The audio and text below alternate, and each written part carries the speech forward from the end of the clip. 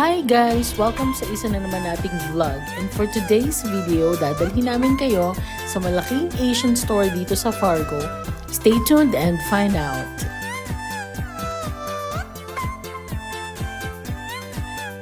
Hi! Say hi!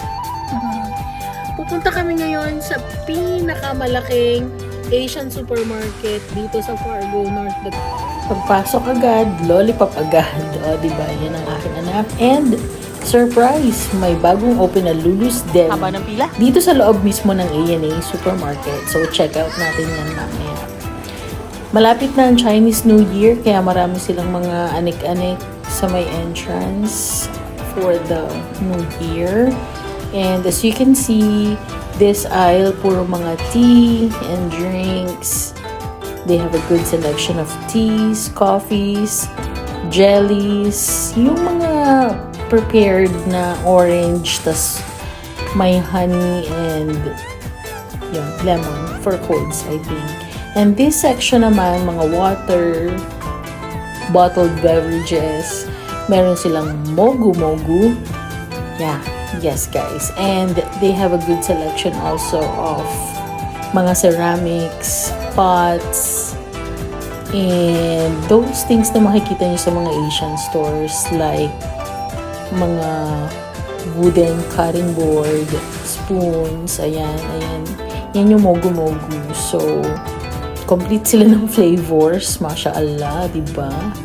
May mga coconut, iba't ibang klase. May guava, tamarind, tas yan yung favorite section ko na lagi kong pinupuntahan kung magsisale sila. Napakamahal eh, $7.99 para sa bowl. And lakad-lakad lang tayo. So, napakalaking supermarket nito sa Fargo.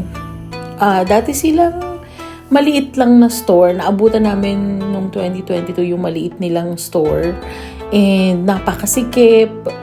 Tapos, pero maraming tao nang bumibisita sa kanila. Napakasikip ng lugar. Tapos, hindi ko alam kung paano nila na-inventory lahat ng gamit. Kasi, alam mo yun, yung typical na lumang Asian store. So, good thing, lumipat sila ditong last 2023 sa napakalaking area na to.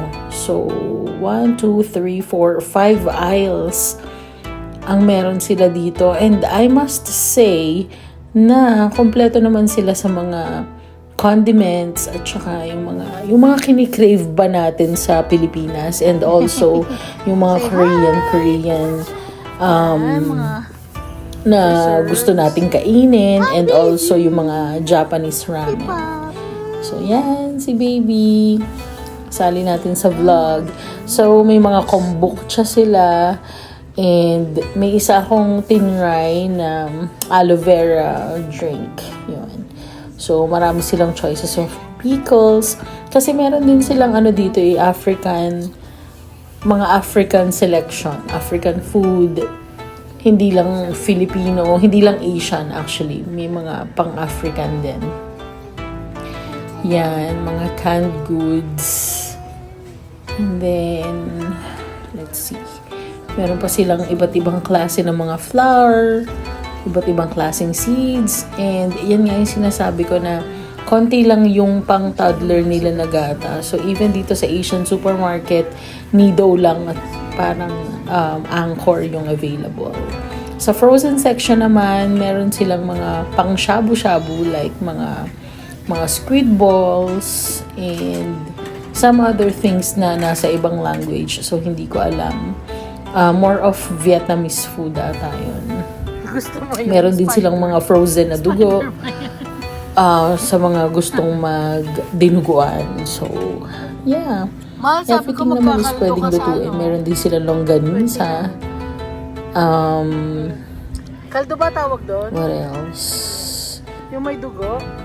Ayan, may mga dumplings, hot dogs. So, I wish lang talaga na meron silang tender juicy. Kasi iba pa rin talaga yung lasa ng tender juicy compared sa mga hot dogs dito sa ibang bansa.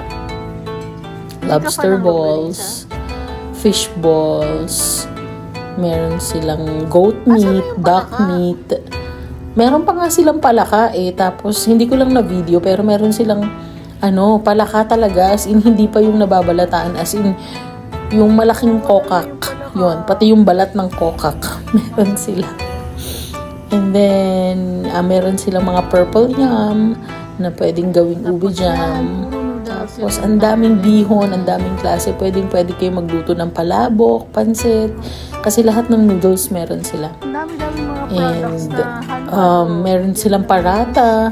Filipino, Korean, Japan. Kung yung mga nagki-crave ng Indian food, meron din Ito sila. ang biggest Asian supermarket dito sa And of course, meron din silang mga iba't ibang mais. Kasi napansin ko, mga Africans, mahilig sila sa mais. And also mga, if you're craving for mga Korean desserts, marami din sila. May Indomie din dito, guys, sa mga nasa Middle East. If you're wondering kung kailangan nyo magdala ng Indomie, meron ditong Indomie. Ang dami. And of course, meron din silang mga pang Pinoy, like arroz caldo. Ano pa nga ba? Yung may mais na matamis at saka champurado. Yan. Meron din sila Magnolia ice cream, guys. They have a lot of condiments available. Halos lahat ng mga gusto nyong lutuin na Asian, Korean, Japanese, Vietnamese, andyan lahat. Lahat ng paste, lahat ng sauces, meron sila. Even dato puti, meron sila. So, sa Dubai, meron ng dato puti. So, I guess, nag-e-export talaga sila kasi even dito sa US meron. Century Tuna, guys, meron din. Marami din silang iba't ibang klaseng delata dito, pero walang Delimondo. Pero may yung mga bottled na tuna or 555, mga ganon. And they have good selection of root crops, mga ube, potatoes. Let's go find Daddy. Sorry guys, hindi talaga ako nagluluto, so hindi ko alam yung mga gulay na yun. But then they have yung mga pang bilo-bilo. Yan, meron sila. And this aisle is mga rice and yung mga butil-butil na kung anek-anek. Hindi ko na maisa-isa sila. Pero mga cornstarch. Malagkit. Hi, Habi. Rice flour. Ito ang exciting na part dito sa A&A T-shirt store. Ang mga chicheria. May clover, may Mga chicheria na galing Pilipinas pa. Baby, come on. Tapos, Chippy. polvoron. Chippy ng bayan. Meron Chippy. sila. Yung mga Pero of course, kinalakhan natin na medyo sunflower. may kamahalan siya. Pero hindi at least hindi nakakalungkot. Nakakamiss yung Hindi ko na mga ma-focus pagkain. yung mga price, pero mostly ng mga chicheria nila is around $2 to $4. Depende na lang kung gaano kalaki.